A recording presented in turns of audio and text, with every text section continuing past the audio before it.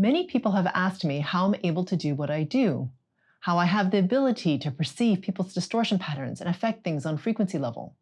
They want to know how I got here and whether they can learn how to do it too.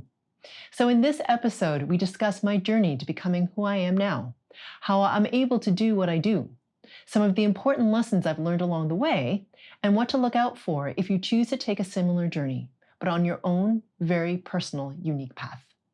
And after the discussion, we get to the most important part of this episode. The group frequency calibration at the end is where the frequency work happens and where change actually occurs. So be sure to listen to that. Without releasing distortion patterns targeted by the GFC, the change you want will be more difficult to attain because you haven't addressed the root of the issue.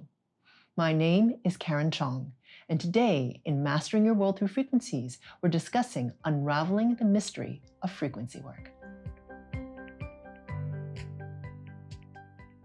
So this episode, we're going to talk about unraveling the mysteries of frequency work. And really what I think I would translate that as is unraveling the mystery of what Karen and Cheong does. And a burning question for me is, have you always done this, or is this something that you had to work hard to get to? I mean, I don't know if it's a thing that you get to, but Yeah. Do you know what I mean? Yeah, I know what you mean. So I wasn't born with this as a gift. I think that's what you're asking. Yeah. So there's some people who are born with certain gifts and they have that gift from the moment they're born and it just sort of clarifies or gets stronger as they age. Yeah. That wasn't the case for me with regards to frequency work. So if you'd asked me even, let's say, anytime before 2018, really, if I would be doing this, I would have said no, because I didn't know that I could. And I wasn't, so let me just back up. So in order to do frequency work, it's not something that's learned. It's not like I learned it from someone. There's no book, there's no like outline prescribed of a method. It's not that. It's simply that I cleared my frequency resonance enough that I was able to pierce the veil of forgetting and merge back into the oneness where I didn't have a sense of me or any, like I just lost that sense of me. And so I was in that space of that one and everything was frequency in that space. Okay, so if I could just pause you. Yes. Pierce the veil of forgetting. Yeah. So can you flesh that out a little bit for me? What does that mean? Sure. So when you choose to come into embodiment, you all have chosen to come into embodiment, which can be a hard thing to swallow sometimes for some people because they're suffering. Okay, so whatever your experience is of the embodiment currently, you did choose to come to experience it because you as consciousness, which is what you truly are, so you as consciousness chose to have an embodied experience because the embodied experience is something very rare and it's an opportunity. Most things, like the physicists will say 99.999999999% of everything is quote unquote nothing. And 0.0000001% of everything has form. So there's more things that are not in form than there are things that are in form. So the fact that you are in form and are experiencing humanness in a form is a rare opportunity. So you as consciousness decided to have this rare opportunity of embodiment. In order to have that experience, you had to drop enough in frequency resonance to be able to become dense enough to be form, okay? It's kind of like you and I have talked about before, right? When you have the rate, everything is vibrating, and the rate of vibration dictates what you are. So just like water, when it's vibrating really high, it's steam. When it's vibrating slower in resonance, it becomes liquid water. When it vibrates slower, it becomes ice. So if you imagine that on a much more exponential scale, that's what it's like from consciousness, which is a very high resonating vibration, or frequency resonance, and then you have to drop that frequency vibration or resonance in order to have solidity or form, or what we call the human experience, okay? Yeah. All right, so in order to have that experience, there's basically two things that you have to agree to, okay? And you and I have talked about this before in previous podcasts. So you have to agree to, one, forget. So you drop through, as you drop in frequency resonance through what is, I call and other people call the veil of forgetting. I don't know who the other people are, but this is a term that's spoken about. Yeah. And the veil of forgetting is basically, we call it the veil, but it's more like a frequency resonance that once you drop through that resonance, you forget that you are infinite, indestructible consciousness. You start to believe that you are separate, that you are finite. Right. Okay? Yeah. That's a huge forgetting. So the second thing you agree to, by the way, just in case anybody wants to know that, is you agree to linear time, right? So if you don't understand what linear time is, then I recommend episode 80, What is Time? Or the episode on the new frequency resonance of time. I'm not going to go into it now. Yeah. But that's basically what you agree to. Okay. So the veil of forgetting is that layer of frequency resonance where you forget that you are part of the one, that what you are in your true essence, that you are infinite, indestructible consciousness, which is a huge, massive, I can't even underscore how massive the forgetting is. So the awakening process, to me, is part of transcending that forgetting. Yep. Transcending that belief that you are finite, that you're not really that powerful, and that you're separate. Okay? Right. So part of the awakening process is to remember or to be able to feel or perceive or be aware of you from a different, higher level of perspective, from the perspective of consciousness, or what I call the big S self. Right. So in this meditation that I mentioned, I was in this long 9-hour meditation. I didn't intend to be in it for that long, but it was that long. It was sort of like my version of a near-death experience. A lot of people will talk about near-death experiences as a very awakening experience. They can be. Yeah. But we've gotten to the point in consciousness that it's no longer required to have that same like physical experience in order to have that same level of awakening. Okay, it's a little bit different. Yeah. So in that 9-hour meditation, it was like I went through a death of the ego. Okay, so, or not like I did. There was an ego death that happened there. So it was my version of a near-death experience. In that meditation, my frequency resonance went so high that I pierced that veil of forgetting. I went past and beyond that layer where we forget that we are that we are infinite, indestructible consciousness. I actually pushed past it. Okay, and as a result, I felt or was aware of, or whatever the verb is, of myself as consciousness, as part of the one. Right. That huge oneness. And in that state, I felt, perceived, was aware of that everything was vibrating, everything was frequency, and that there was one frequency in everything, and that frequency is of the all, the one, the divine, the pure source. It's in everything. It is through us, in us, of us, around us. It is it's not separate. It's like my hand can't be separate from the rest of my body, right? Same.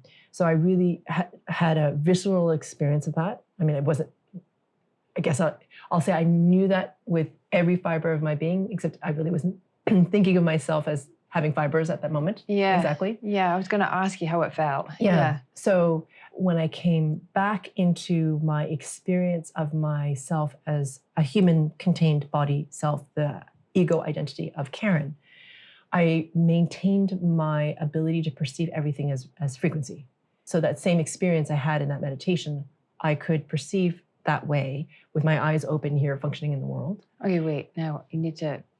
Okay, so if you're sitting right now looking at me, you're not seeing me. You're seeing frequencies. It depends. It depends.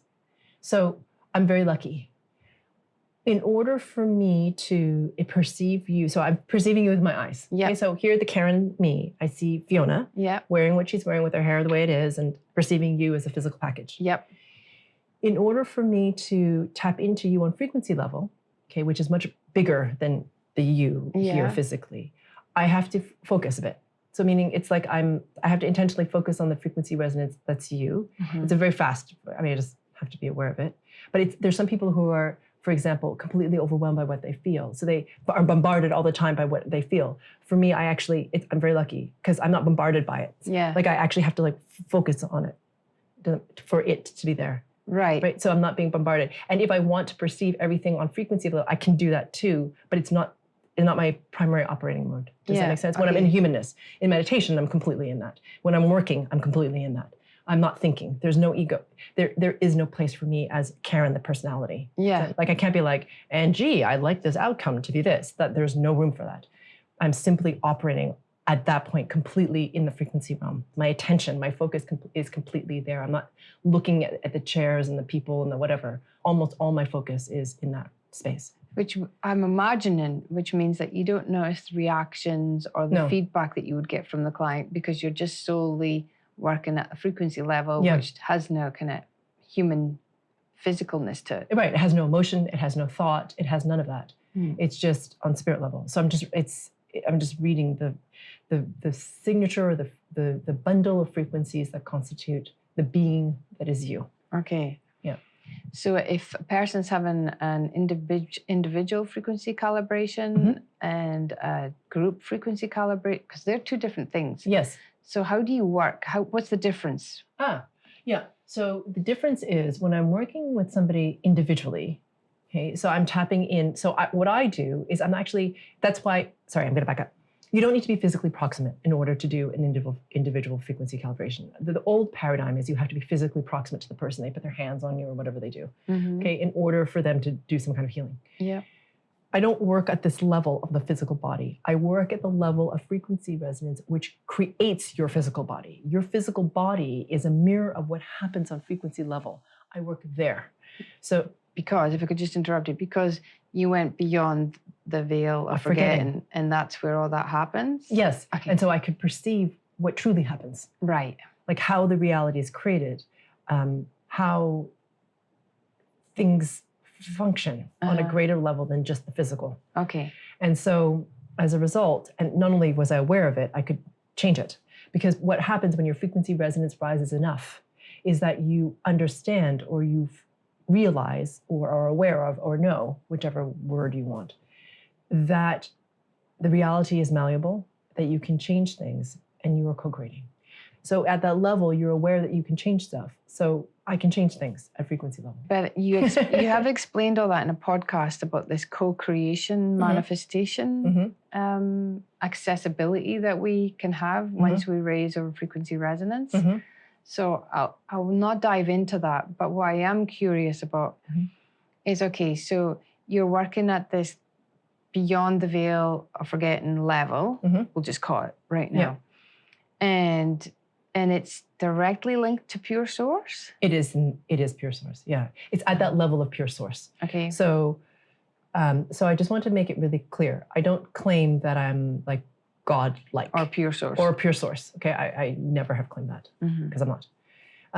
But I'm working at that level. So I'm working at that level of the field, meaning at the level of the one, or the divine, or the frequency level, which is where everything exists at.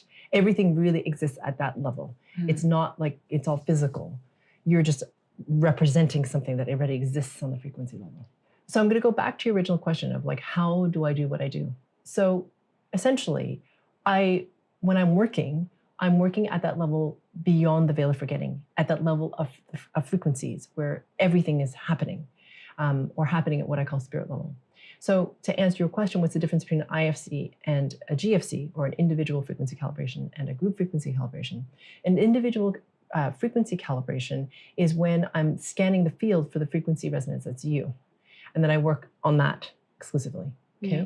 And then when I'm working in a group, so whether it's a GFC, a live event, a class, whatever it is, what happens is, you'll hear me often say, I'm waiting for the mastermind to gel. Yeah. Or become coherent. Coalesce. Yeah. Okay. So what happens is when you guys all come together with a higher level order purpose, which is to become more aware of your connection only to pure source, and to release those distortion patterns, your higher selves activate, essentially, and they come together as a mastermind. So they start to come into a form of coherence. They start to move smoothly as a unit, and they start to pick up much more momentum. It's almost like if you imagine something very scattered in the field, that all of a sudden it starts to coalesce and it starts to create a vortex. Right. To me, that's what it's like. Right. Okay. And that vortex has a lot of momentum. Okay. Yeah. And that's how you can work on them, on us as a group, but still impact us individually? Exactly. Because you're participating in that. So because you're participating at the higher self level in that vortex, in that field that's created, what's releasing from you, okay? Because we're all one, right? I know that sounds funny, and I know it might sound cheesy, but we all are interconnected. So as I'm working on that mastermind, and the mastermind is gaining momentum, I'm working on the mastermind, but you're in it. And so it's releasing in you individually as well as a collective. So you're working on it as the unit of the mastermind. That's right. All right, which of course, I'm in it, so I'm being impacted. Yeah. So my other question was, sometimes your GFCs have a title. Yes. Well, all of them do. Yeah. And you're working on that particular distortion pattern or theme. Yeah. So as the mastermind's collecting and coalescing, how does that work? How do you decide, okay, I'm going to work on this theme? Yeah. So how do I know what distortion pattern to release in what order and that type of thing? Yeah. People ask me that. Is that what you're asking? Yeah, I think so. I think it's a similar thing. It's like, well, otherwise you're just randomly working with the mastermind and just pulling out whatever's available, but you've got very specific focus. Yes, exactly. So you're looking for that distortion in all its faces? Is that No, not really. It presents itself to me. So the mastermind has its own momentum. Yeah. So again, it's a collection of your higher self. So just like in an IFC, so just to be clear, when I'm working in an IFC, I'm in relationship with your higher self. Yeah. So you are dictating at a higher level order what needs to be cleared first. Okay? Right. So that's priority, not your story. Your story is not priority to me. Okay. What's so priority no to me matter what I say to you on the phone, well, I really want a new car and I want you to help me get this new car. Yeah. If my higher self says, no, forget about the new car, she needs to work on scarcity. Yes.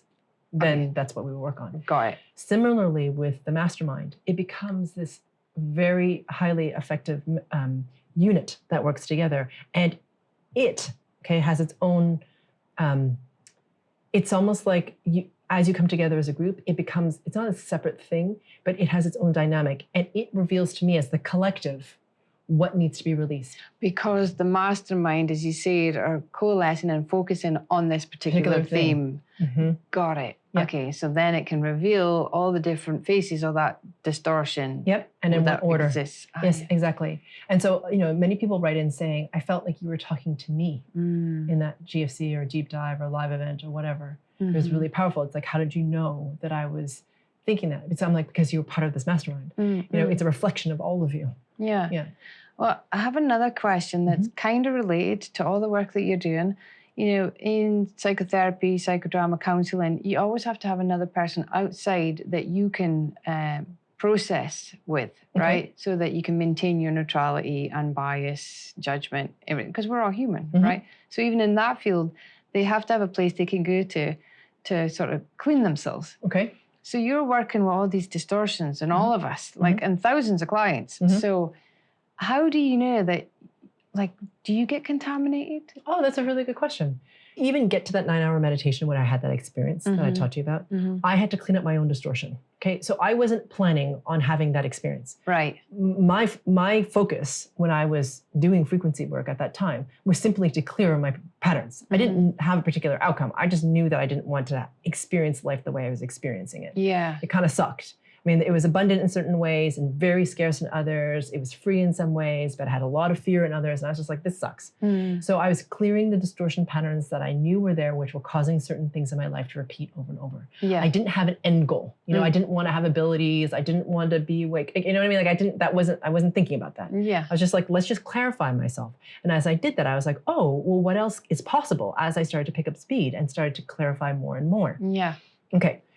So I ended up having that 9-hour experience. And as a result, it was a result of a lot of clearing. Do you know what I mean? Like being aware of my own patterns, seeing them, confirming the removal, going, you know what I mean? Like going, what I would call going through the fire, right? Yeah. You have just a different, deeper and deeper layers of surrender to get to even my version of the experience of in your death. Okay? Yeah. Right. So it wasn't like I instant-oned. Okay. So it's like some people have that, I think. That was not my experience. Right. I had to do the work to get there. Yeah. So at a certain level, what I've noticed in my own journey. So at the beginning, because I have, even at the beginning of my journey, I tend to be intuitive, right? So I could feel things. It's not like I was just completely clueless. I felt certain things. Yeah. I didn't have a lot of the same level of awareness and all this sort of stuff I have now. And the other thing I didn't have at the beginning was internal strength. Yeah. Meaning often to feel things, in order to feel different things around me, especially if it was in the mystical, I would not be centered in my body. Meaning I'd go up and out of my body and go into the feeling of that thing. I kind of move into it. I wouldn't maintain my own center. So as a result, I was much more unstable.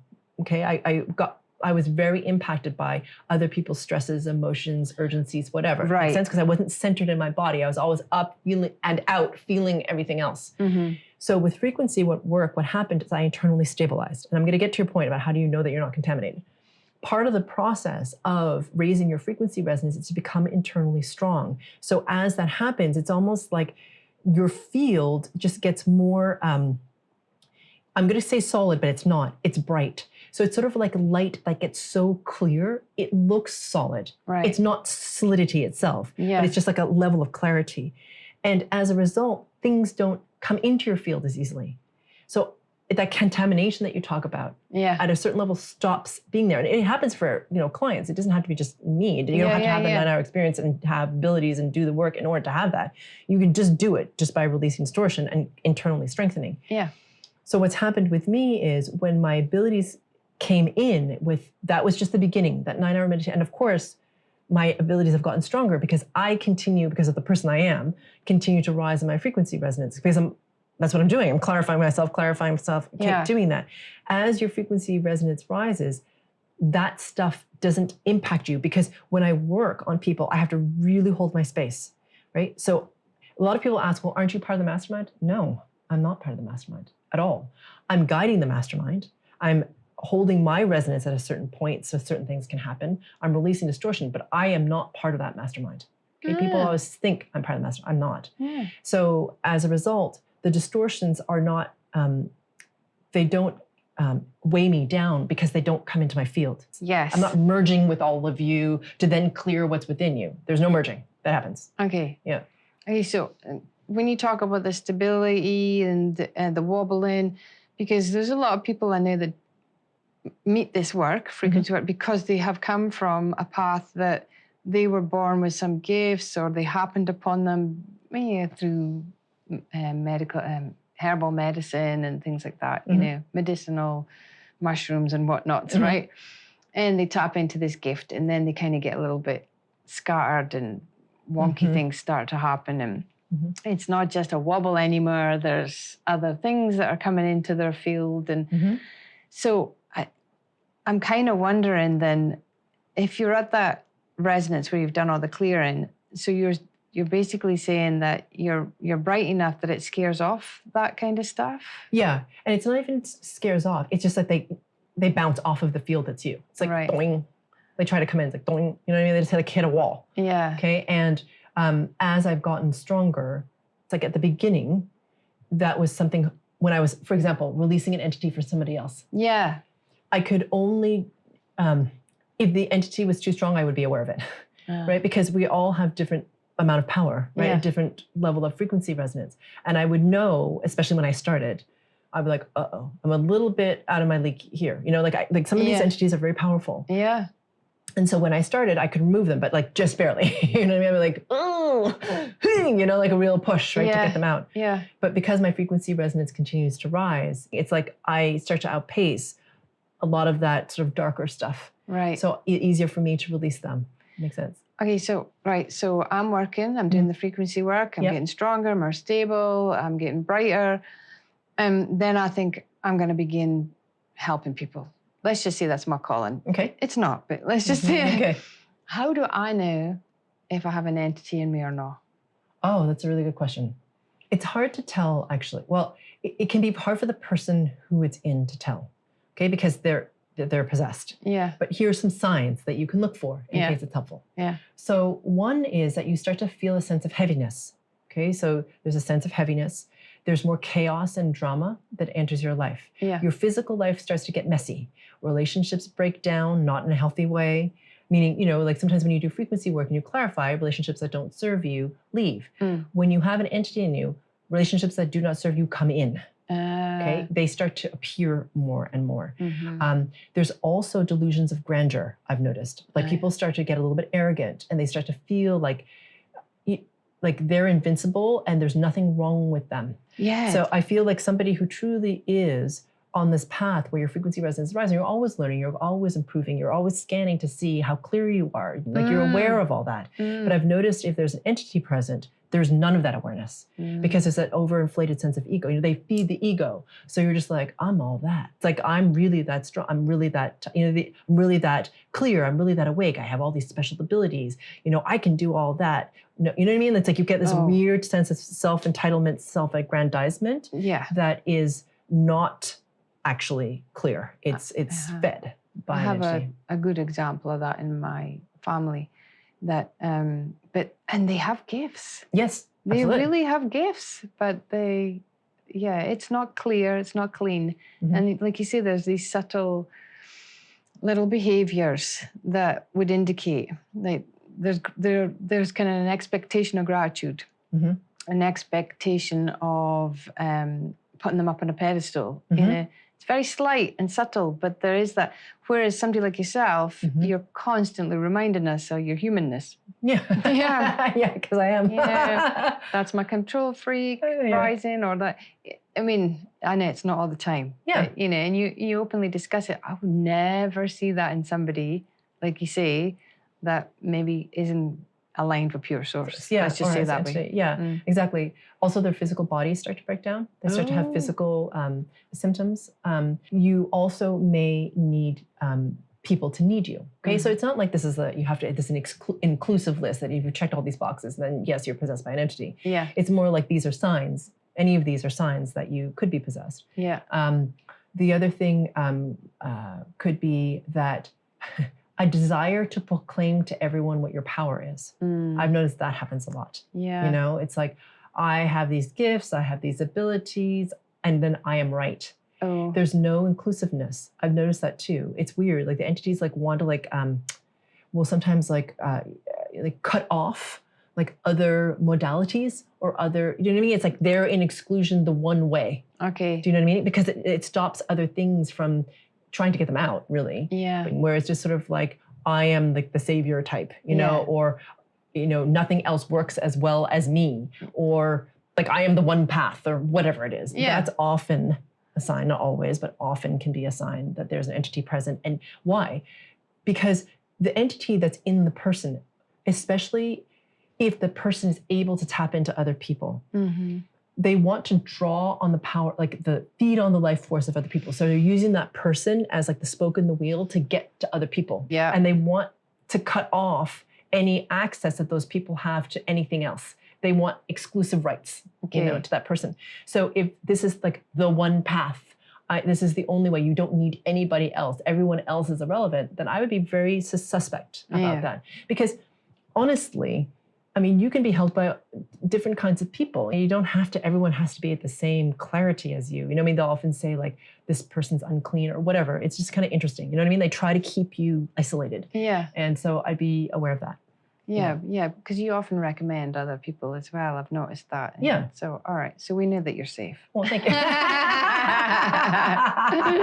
haven't exhibited any of the signs so far. Yeah, exactly. That I've noticed in others anyway. Let's just say I do notice these things about myself. Yeah.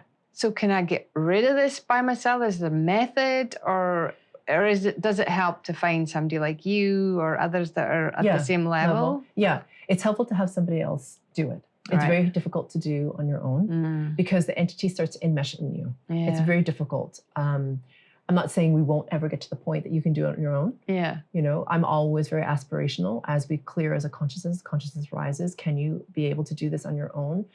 My hope is yes. Yeah. As we clarify.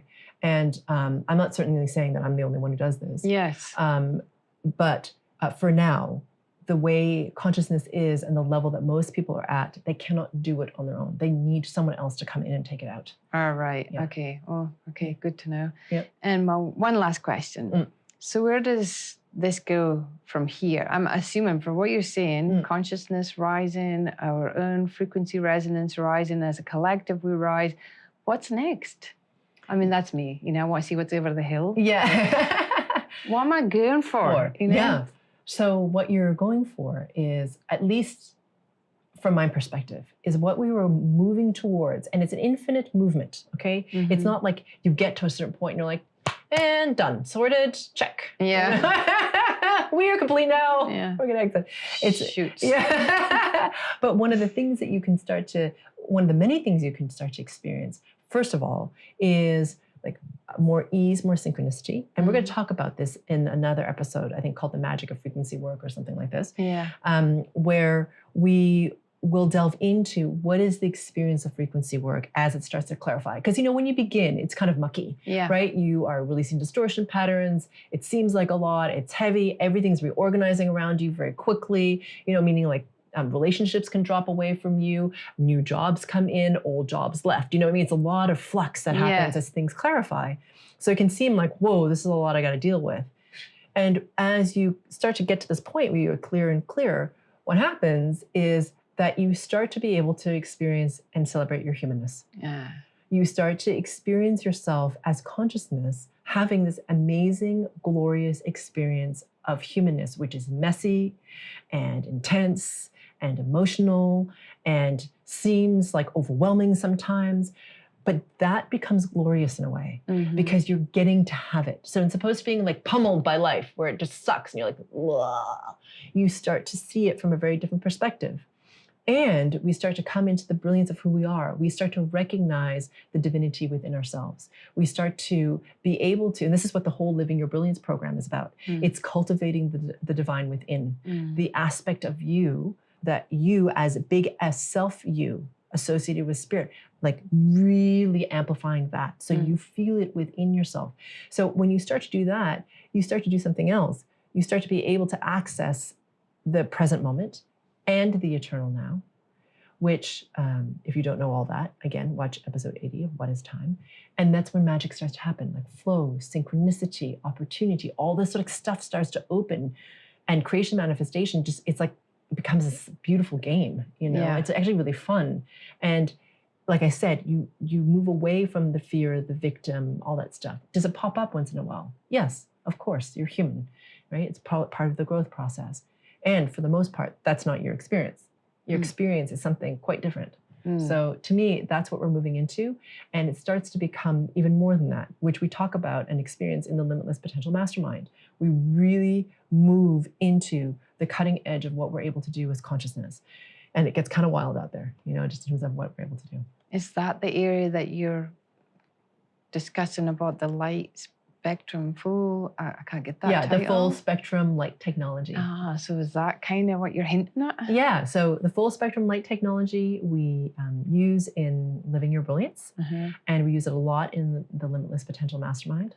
And the Limitless Potential Mastermind is a very special program, and it's it's a very exclusive group of 9, actually, these groups of 9, and we use the momentum of the mastermind, which is tremendous, to release the distortion patterns in each person. Because some people get really stuck. They don't have enough momentum. They don't have enough spirit mass on their own to like break past those heavier distortion patterns. Like I keep getting stuck in scarcity. I keep getting stuck in overeating. I keep getting stuck in this aspect of my relationship where I'm disempowered. I can't, because they don't have enough of their own momentum. When you start to use the momentum of this mastermind that comes together in the Limitless Potential Mastermind, it's extraordinarily fast. And people just change so much in that program. It's really spectacular. All right, good. Thank you for clarifying that. So if you'd like to clear your own frequency resonance, so you're more clear when something is of a lower frequency resonance around you, then I strongly recommend that you listen to the Group Frequency Calibration meditation associated with this episode, because that is where the frequency work happens and where change actually occurs. And if you'd like to know when we are going to be dropping another episode of Mastering Your World Through Frequencies, or when I'm going live on YouTube, then please click on the subscribe button below. We're about to start the Group Frequency Calibration, or GFC, where we actually do the frequency work and where change is catalyzed. To get to the GFC, click on the square that'll appear to the right, or the link in the description below. It's time to bring in a new experience, a new consciousness, and a new world. Let's rise together.